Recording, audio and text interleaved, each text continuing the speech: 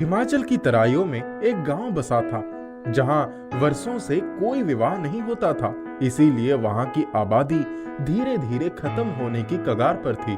बहुत से लोग गांव से शहर में पलायन कर गए थे। गांव में सिर्फ कुछ ही परिवार रह गए थे।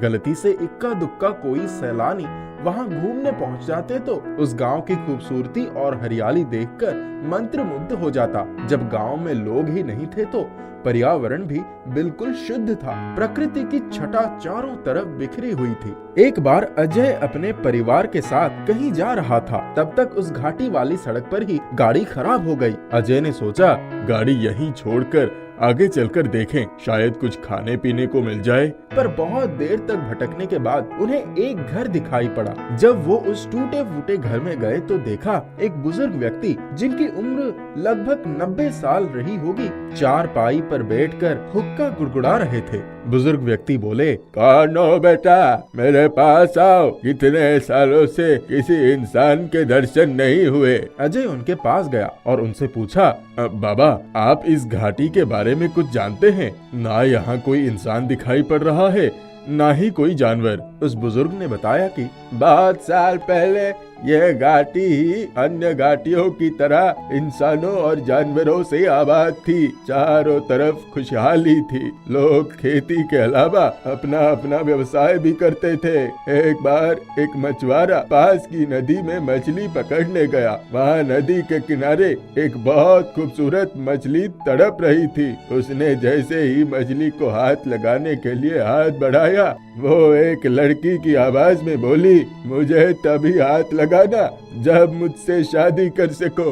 मछुआरा पहले से ही शादीशुदा था। उसने सोचा, मेरे तो 2 बच्चे भी हैं, मैं शादी कैसे कर सकता हूँ? अगर शादी कर भी लिया तो खिलाऊंगा क्या? फिर उसने सोचा, साधारण मछली ही तो है, शादी कर भी लूँ तो किसी को क्या फर्क पड़ेगा? यही सोचकर उसने मछली को उठा लिया। उसे उठाते ही वो एक खूबसूरत लड़की में बदल गई। यह देखकर वो हड़बड़ा गया और उसने कहा, तुम मछली से लड़की कैसे बन गई?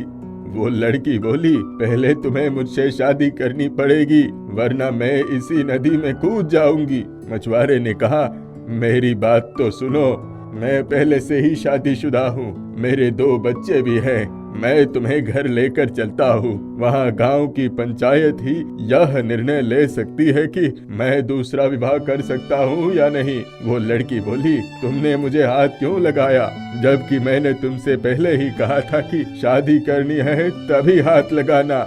मछुआरे के बहुत मिन्नतें करने पर वो पंचायत में आ गई। पर गांव वालों ने मछुआरे से कहा, तुम अपनी पहली पत्नी के रहते दूसरी शादी नहीं कर सकते।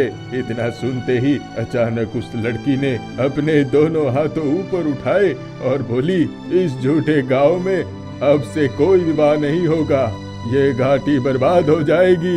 यह कहते ही अचानक बिजली चमकी और वो आकाश में उड़ गई। किसी को कुछ भी समझ में नहीं आया। तब से इस घाटी में अगर कोई विवाह होता है तो या दुल्हा मर जाता है या दुल्हन। अजय और उसके दोस्तों ने बाबा से कहा, अब तो बाबा, यहाँ अकेले ही रहते हो? मैं अपनी पत्नी के जाने के बाद से अकेले ही रहता हूँ। दोनों बच्चे बाहर शहर में रहकर अपनी जिंदगी बिता रहे हैं। इस घाटी को श्राप मुक्त करने का कोई तो उपाय होगा। हाँ, वो लड़की जाते जाते एक उपाय बता गई थी। उपाय तो है पर बहुत कठिन है। क्या उपाय है, बताइए? उसके लिए किसी को घने जंगलों में जाकर वहाँ बने एक जलाशय में रहने वाली सभी मछलियों को पूरे 1 साल तक आटे की गोलियां खिलानी होगी। 1 साल पूरे होने पर वही मछली आएगी जो इस घाटी को श्राप मुक्त कर पाएगी। तो कभी किसी ने कोशिश नहीं की? हर साल इस घाटी से कोई ना कोई वहाँ जाता है, पर 1 साल पूरा होने से पहले ही लौट आता है। इस बार एक महात्मा जी आए थे। उन्होंने बीड़ा उठाया था कि वो इस गांव को श्राप मुक्त करवा कर ही छोड़ेंगे। कुछ दिनों में उनका समय भी पूरा हो जाएगा। देखो, ईश्वर ने चाहा तो हमारा गांव भी पहले की तरह ही एक बार फिर से गुलजार हो जाएगा। अभी वो लोग वहाँ बैठे ही थे कि ऐसा लगा जैसे बहुत से लोगों की आवाज आ रही है।